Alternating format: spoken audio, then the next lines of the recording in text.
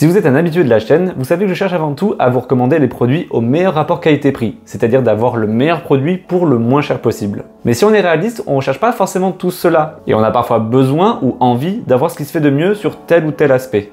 Par exemple, dans ma dernière vidéo sur les smartphones, je vous avais conseillé en choix numéro 1 le Samsung Galaxy A54 ou 55, mais pour ma part j'avais envie d'un modèle plus compact et plus polyvalent en photo, donc je me suis dirigé plutôt vers un Galaxy S23. C'est pourquoi en cette fin d'année 2024, je vous propose une nouvelle sélection des meilleurs smartphones par catégorie d'usage, et le tout en vous donnant plusieurs modèles par catégorie pour m'adapter à peu près tous les budgets et toutes les bourses. Et comme toujours sur cette chaîne, cette sélection est 100% indépendante des marques que je vais vous présenter pour ne pas biaiser les conseils que je vais vous transmettre ici. Donc si vous voulez voir d'autres comparatifs de la sorte, n'hésitez pas à vous abonner. Allez, on commence tout de suite.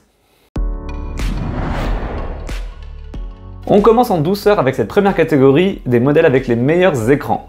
Et honnêtement, c'est assez difficile de mettre en avant les meilleurs écrans tant la qualité globale a augmenté sur l'ensemble du marché. Et que même sur de l'entrée de gamme, on peut retrouver des écrans très intéressants. Du coup, dans cette catégorie, j'ai retenu seulement 3 exemplaires. Le premier, c'est le Xiaomi Redmi Note 13 qui propose un écran vraiment excellent pour un smartphone vendu à peine 200 € et qui fait même mieux que beaucoup de modèles pourtant vendus 2 fois plus cher. On a un écran de 6,67 pouces de diagonale, un taux de rafraîchissement de 120 Hz et une luminosité maximale de 860 nits, ce qui n'est pas extrêmement élevé dans l'absolu, mais qui permet tout de même de consulter son téléphone dans la majorité des situations de forte luminosité. Si vous voulez un écran plus lumineux tout en étant toujours très intéressant, vous pouvez aussi aller vers la version Pro du Redmi Note 13 pour avoir la même qualité tout en étant plus lumineux et sans être beaucoup plus cher, à environ 270 € actuellement.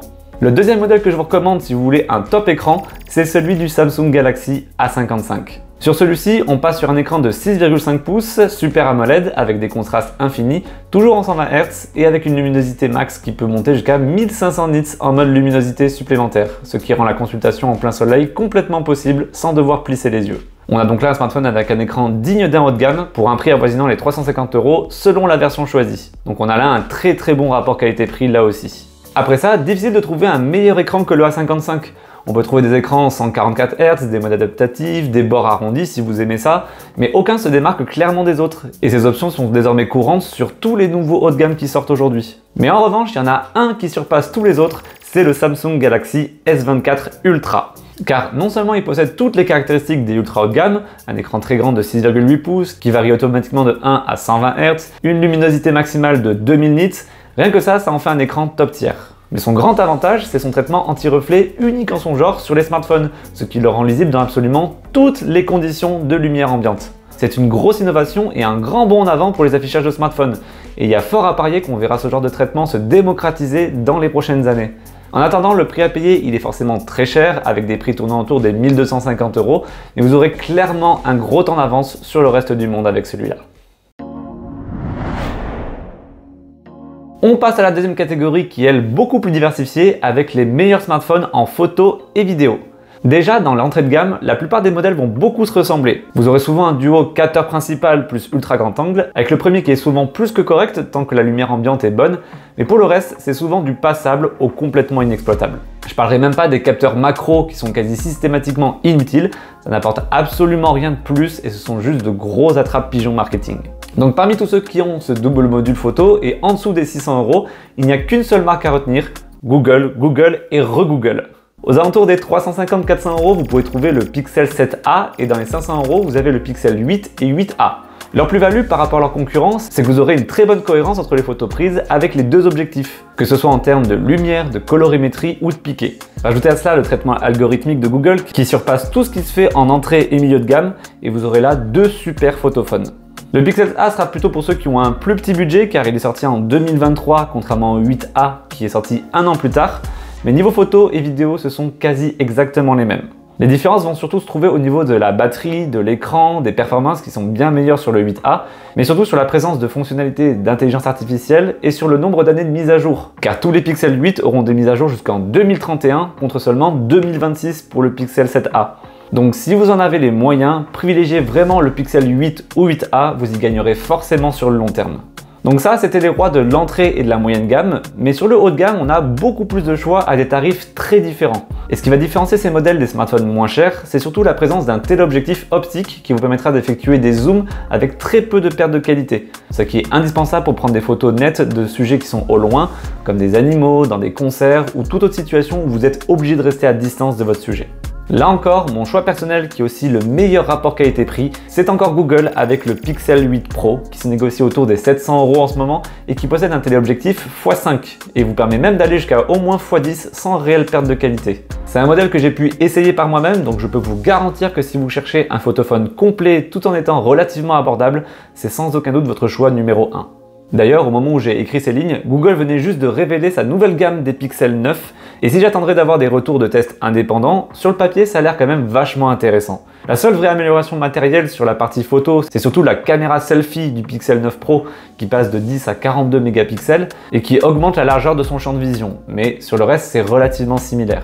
En revanche, là où je féliciterai Google, c'est que contrairement à Apple et son effet de gamme artificiel, vous n'êtes pas obligé d'acheter la version la plus chère si vous voulez la meilleure configuration en photo.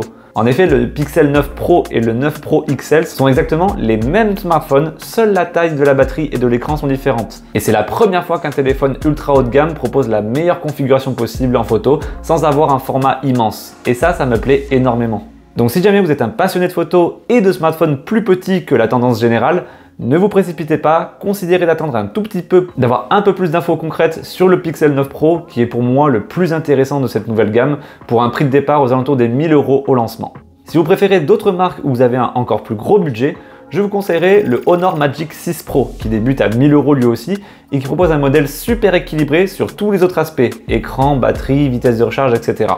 Sinon, vous avez là aussi encore le Galaxy S24 Ultra de chez Samsung à environ 1250 € qui a l'originalité de proposer un stylet qui peut servir aussi de déclencheur à distance pour la prise de photos de groupe, parfait pour les fans de selfie, et un zoom numérique qui va jusqu'à x100, pas vraiment exploitable pour la photo, mais super pour la prise d'informations et pour jouer avec tous les zooms intermédiaires. Pour environ le même prix de 1250 €, vous avez aussi l'incontournable iPhone 15 Pro Max avec son téléobjectif optique x5 et sans perte x10, mais c'est surtout sur la vidéo qui sort son épingle du jeu avec une stabilisation qui est au-dessus des autres et ses différents modes de prise de vue. Enfin, le dernier choix que je vous propose est assez original pour ceux qui veulent une expérience un peu plus ergonomique, qui se rapproche plus de ce qui se fait dans le monde de la photographie, c'est le Xiaomi 14 Ultra. Au-delà de sa qualité en photo conçue en partenariat avec Leica, qui est excellente, son plus gros atout, c'est surtout le kit photo qui est vendu séparément et qui permet de transformer le téléphone en vrai petit appareil photo compact. Ce kit, il prend la forme d'une poignée qui se branche directement sur le port USB-C du téléphone, ce qui vous permet d'avoir une prise en main similaire à un appareil photo classique avec un bon grip, un bouton déclencheur, des molettes pour contrôler le zoom ou les paramètres d'exposition, le tout en rechargeant votre téléphone puisque cette poignée intègre une batterie de 1500 mAh. Donc si vous voulez un appareil tout en un, que vous voulez pas vous encombrer d'un appareil photo en plus de votre téléphone si vous voyagez beaucoup, ça peut être un choix plutôt pertinent. Pour le prix, comptez environ 1200 € en ce moment pour le téléphone, plus 200 € pour le kit photo, ça fait un peu mal, mais vous pouvez obtenir le kit photo gratuitement pour tout achat du téléphone dans certaines enseignes partenaires de Xiaomi jusqu'au 30 septembre. Catégorie suivante avec les meilleurs smartphones compacts, c'est-à-dire avec un écran de 6,1 pouces ou moins. L'intérêt ici, c'est surtout la praticité et la prise en main, car le principal avantage, c'est de pouvoir utiliser le téléphone à une seule main et d'avoir un poids et un encombrement réduit. Et là, j'ai été assez embêté car les modèles se comptent quasiment sur les doigts de la main, et que la plupart des modèles sortis récemment sont des modèles très haut de gamme. Mais encore une fois, on peut compter sur Google avec ses Pixel 7a et 8a avec leurs écrans de 6,1 pouces, toujours entre 350 et 500 €. En haut de gamme, vous avez les incontournables Samsung Galaxy S24 et même S23 qui restent toujours pertinents en 2024 et eux aussi sont en format 6,1 pouces pour entre 500 et 700 € chez les meilleurs revendeurs. En revanche, on a pas mal de petits choix assez intéressants chez Apple, notamment mon gros coup de cœur qui m'a fait aimer les petits téléphones, c'est l'iPhone 13 mini et son écran de seulement 5,4 pouces. C'est ultra pratique au quotidien, à tel point que je venais presque à l'oublier dans ma poche tellement il est minuscule. Alors aujourd'hui, ça se trouve surtout en reconditionné car il date un petit peu, mais vous pouvez trouver des modèles en parfait état pour environ 450 € en choisissant une option batterie neuve. Je vous mets toujours les liens dans la description. Pour moi, ça reste mon petit chouchou si vous êtes déjà chez Apple. Sinon, vous avez aussi l'iPhone 13 classique avec son écran de 6,1 pouces et son autonomie bien meilleure pour 650 € neuf. Mais pour un téléphone d'il y a 2 ans, privilégiez le reconditionné aux alentours des 450-500 €. Et si vous voulez le meilleur iPhone compact du moment, l'iPhone 15 et le 15 Pro sont eux aussi en taille 6,1 pouces avec des caractéristiques au top du top sur tous les aspects, mais comptez près de 800 à 1000 € pour ces modèles-là. On change encore de catégorie avec les meilleurs modèles en termes d'endurance et de vitesse de recharge. Et là, si vous me suiviez avant cette vidéo, vous savez que c'est un sujet qui me tient particulièrement à cœur et que je suis très exigeant sur cet aspect. Pour ma part, je considère uniquement les modèles qui disposent au minimum d'une journée d'autonomie en usage très intensif, c'est-à-dire au moins 7 heures d'écran allumé en utilisation mixte, internet, appels, réseaux sociaux, un petit peu de jeux vidéo, etc. Ce qui fait aux alentours de 2 jours d'autonomie pour une utilisation plus modérée. Et sur ce critère, on va retrouver vraiment beaucoup de choix dans la sélection et à toutes les gammes de prix. Le meilleur en entrée de gamme, c'est le Nothing Phone 2A, qui est vraiment très bon dans plein d'autres domaines et dans l'autonomie du coup. C'est vraiment l'un de mes coups de cœur de l'année et un des meilleurs rapports qualité-prix du moment avec un tarif autour des 350 €. Pour la charge, c'est du 45 watts maximum, ce qui est plus que correct car ça lui permet de faire une recharge complète en 1 heure. En revanche, le chargeur n'est pas fourni avec le téléphone. Ensuite, un cran au-dessus en termes de tarifs, mais avec une autonomie similaire, on retrouve le Oppo Reno 12 Pro à 500-550 €, mais quitte à mettre un peu plus de sous, je vous recommanderais surtout le OnePlus 12R qu'on trouve à environ 600 €. Car si tous les deux sont des smartphones très endurants, le OnePlus 12R recharge de 0 à 100% en seulement 25 minutes avec son chargeur inclus dans la boîte. Alors que le Reno 12 Pro, il fait la même recharge complète en seulement 45 minutes, c'est pas mal en soi. Mais en plus de ça, le chargeur n'est pas fourni dans la boîte. Donc là aussi, c'est un coût en plus à prendre en compte au moment de l'achat pour bénéficier de la recharge la plus rapide. Enfin, dans le haut de gamme, on a là encore beaucoup de choix. On peut citer les indétrônables Galaxy S23 Ultra et S24 Ultra, surtout si vous utilisez le profil de performance basique qui bride le processeur pour un énorme gain d'autonomie, mais ces modèles sont tellement puissants que vous ne verrez même pas de ralentissement au quotidien. Pour la recharge, c'est du 45 watts, donc vous faites le plein en un peu plus d'1 heure, mais là encore, pas de chargeur prévu dans la boîte. Comptez environ 900 € actuellement pour le S23 Ultra et toujours 1250 € pour le S24 Ultra. En alternative, si vous souhaitez la meilleure batterie de tout le marché, je vous recommande l'iPhone 15 Plus qui met la misère à tous ses concurrents, notamment sur les usages de réseaux sociaux, de streaming vidéo et de consultation web. Si vous aimez les grands écrans et que vous n'avez pas de gros besoins en photo, c'est clairement l'iPhone le plus durable dans le temps. Par contre, comme tous les iPhones, son défaut, c'est que c'est assez lent à charger vu qu'il supporte la charge à seulement 20 watts maximum, ce qui fait un plein en un peu plus d'1h30, mais tout de même un gain de plus de 50% en 30 minutes. Mais vu l'autonomie du bestiau, ça compense quand même pas mal ce point négatif. Comptez environ 1000 € pour ce modèle sans chargeur fourni, mais vu la puissance demandée, vous pouvez utiliser n'importe quel autre vieux chargeur, vous devriez quand même profiter quasiment de la meilleure vitesse possible. En revanche, si vous voulez le meilleur compromis entre autonomie et vitesse de recharge, c'est le Honor Magic 6 Pro. On a une endurance qui permet de tenir facilement les 2 jours avec une utilisation moyenne, mais en plus de ça, vous avez une recharge à 80 watts qui vous permet de faire le plein en moins de 45 minutes, et même de faire du 0 à 50% en à peine 15 minutes. Malheureusement, le plus gros hic, c'est que non seulement le bloc de charge n'est pas fourni comme le font Samsung ou Apple, mais en plus de ça, ces vitesses de recharge, elles s'atteignent que avec un chargeur Honor officiel, utilisant la technologie Honor Supercharge. Ce qui est vraiment dommage parce que ça vous laisse pas le choix d'acheter le chargeur en supplément pour avoir la meilleure recharge et qui coûte à minima 50 €. Ça, en plus du prix du téléphone qui à lui tout seul coûte environ 1000 €. On passe à la catégorie des meilleurs modèles pour le jeu vidéo. Ici, on recherche avant tout de la puissance brute pour faire tourner nos jeux avec la meilleure fluidité et qualité graphique possible, un grand écran pour pouvoir jouer confortablement, et si on peut limiter la chauffe, ce serait aussi une très bonne chose. Si vous n'avez pas trop de sous mais que vous êtes quand même un petit peu exigeant de ce côté-là, vous n'avez qu'une seule référence à retenir, c'est le Poco X6 Pro. On a un écran 120 Hz adaptatif d'une taille de 6,67 pouces, ce qui est assez rare à ce tarif, mais surtout on a là un monstre de puissance pour ce prix. À titre de comparaison, il est pratiquement aussi puissant qu'un Galaxy S23 Ultra, pourtant 3 voire 4 fois plus cher par rapport à son tarif de lancement. Vous pouvez ainsi jouer à l'immense majorité des jeux en qualité très élevée, à au moins 60 images par seconde de manière quasi constante. C'est vraiment une prouesse pour seulement 350 €. Avec une telle référence, il n'est pas vraiment pertinent de mettre beaucoup plus dans son smartphone si le gaming est vraiment votre seule préoccupation, car le surplus de puissance que vous paierez ne se ressentira pas forcément beaucoup dans votre expérience de jeu. Alors vous pouvez très bien aller vers la plupart des téléphones très haut de gamme comme les iPhone 15 Pro, les Galaxy S24, Xiaomi 14, OnePlus 12, etc. Ils offrent tous à peu près autant de puissance et sont d'excellentes machines, y compris pour le jeu vidéo. Et si vous voulez un smartphone vraiment gaming, y compris dans sa gueule, tout en offrant un vrai surplus de performance et de fonctionnalité, c'est le Nubia Red Magic 9 Pro.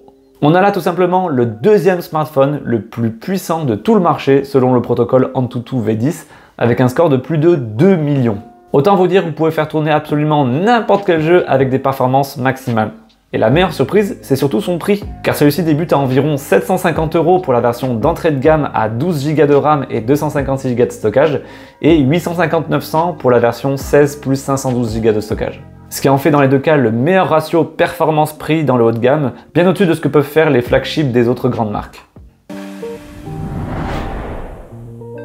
Pour terminer, si jamais vous êtes perdu au milieu de tout ça et que vous savez toujours pas trop quoi choisir, je vous partage ma propre sélection des modèles les plus intéressants selon moi. Dans les modèles pas trop chers, je retiens 3 modèles. Le Poco X6 Pro pour son rapport puissance-prix incroyable et qui en fait le smartphone pas cher idéal pour les gros joueurs de jeux vidéo gourmands. Le Nothing Phone 2A qui est l'un des modèles les plus endurants et originaux autant par le logiciel que par le design et avec une énorme autonomie pour ce prix.